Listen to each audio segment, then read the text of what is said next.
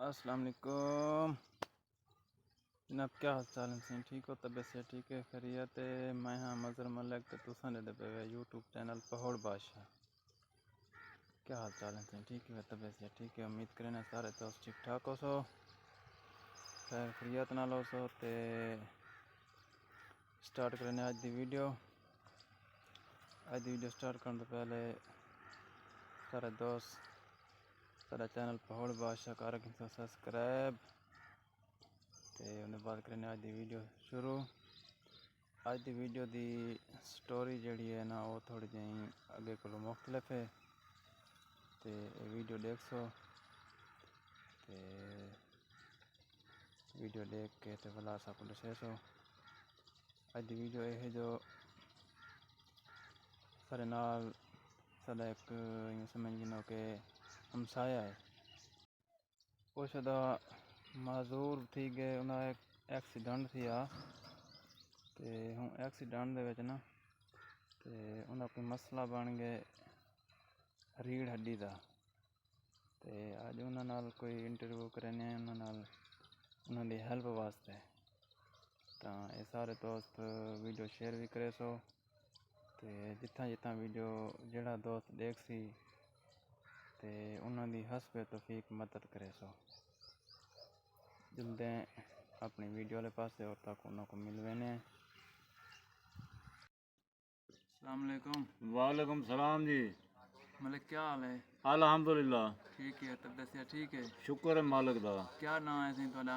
मेरा नाम सी गुलाम यासीन है। अच्छा गुलाम यासीन साहब ये दसो ये क्या मसला बने तुहाडा?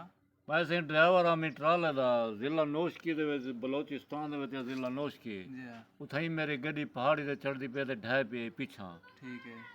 तलां दा मैं 2-3 साल थी गन 2 साल तो उत्ते थी गन मैं लत्तां तो काम नहीं करे ने मेरा लत्तां में मजदूर थी के बैठा थी। अब मैं यो चाहना कि यार मेरी कोई बंदा हेल्प कर रहे मैं इलाज करवा के ना बहुत पैसा लगे गरीब आदमी से इलाज थी नहीं सकता हूँ बगैर इलाज मैं टुर नहीं भी सकता। अगर कोई यो जो बंदा मिल वजे मेरी हेल्प कर ले तो इलाज के पैसे मेरे को मिल वजन कोई अपने पैरों में मैं खड़ा थी वजा।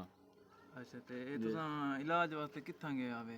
मैं इलाज वास्ते बहावलपुर विक्टोरिया दे विच गया मी कोयटा हस्पताल च गया मी यासीन हस्पताल है कोयटा अच्छा उत्थे अच्छा चलो कोयटे अस्पताल गए वालों ने क्या क्या?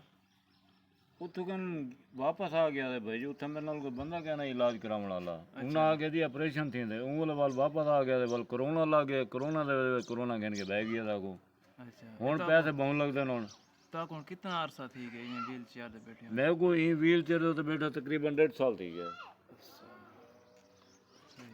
जी हुन तुसा क्या देवे कोई बंदा अल्लाह दा नेक प्यारा जेड़ा ना तोला इलाज करा देवे?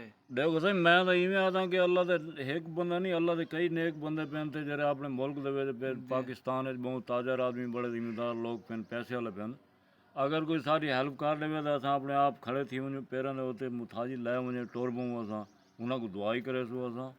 सही गाल है असां भी अपील करे सो कि तुसा इन्हां दी ज़्यादा से ज़्यादा हेल्प करो। हुन तुसा अपने इलाज वास्ते वाल कित्थां वजना चाहते हो? मैं तो लाहौर मिलना चाहना मैं तो लाहौर वजा कोई अच्छी हस्पताल दे विच इलाज थी वञे जिथे कने कुछ पुरजे नवे पुरजे नवे पा दियो मैं टुर पौसा। ये वाल मसला केड़ा दसे ने? ये मसला दसन थी हड्डियां तले कुनी वाले हड्डियां वने जी इन्हां दे कवर होने अच्छा ये कवर खत्म थी गए जिंदे मैं लत्तां सीधा नहीं कर सकता टुर नहीं भी सकता। अच्छा ये वाले वो क्या नवे पाँच पैसे ये नवे पाँच वेदन और कितने पैसे मांगते हैं कोई पता किते हुए? वो पता इतना कि दसा एक डॉक्टर ने इतना नाल बदर वाला बेटा लोधरा इन्हें 6 लाख रुपया मांगे था। अच्छा 6 लाख रुपया मांगे बल लाहौर वाले तो ज़्यादा गिनते लाहौर वाले ज़्यादा गिनते हैं। सही हो गया जी चलो तुस हुन आखिर दे विच अपने देखने वालों क्या पैगाम दे सो? मैं देखना लगी ये पैगाम देना मैं तो मेहरबानी करो मेरा इमदाद करो मैं अपना इलाज करा सका। अल्हम्दुलिल्लाह मैं मुसलमान हाँ और पाकिस्तानी हाँ पाकिस्तानी को मेरी रिक्वेस्ट है अंदरूनी जितने पाकिस्तानी सारे अपने मुल्क के या बाहर वाले मुल्कों के पाकिस्तानी मैं सारे को रिक्वेस्ट करना कि यार मेरी इमदाद करो मैं अपना इलाज करा सका और तो दुआ करे सा मेरे वास्ते इमदाद ही करो तो मेरे वास्ते दुआ ही करो।